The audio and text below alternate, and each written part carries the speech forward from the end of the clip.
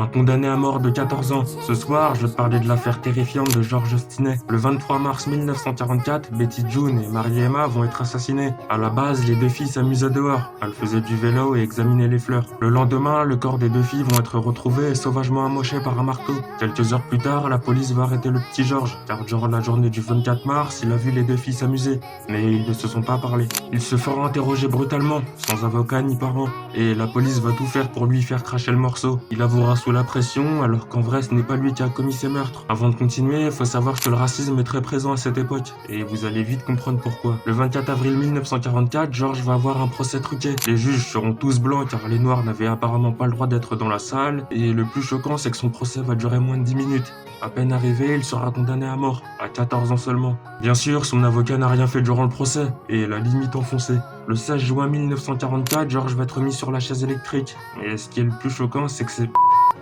ne l'ont pas tué en une fois. Ils lui ont donné plusieurs décharges électriques pour qu'il ait mal. Et ensuite, ils l'ont fini. Pour conclure, le 17 décembre 2014, les charges contre Georges Stinet vont être abandonnées, car l'enquête a prouvé que ce n'était pas lui le coupable dans cette affaire. C'est vraiment honteux.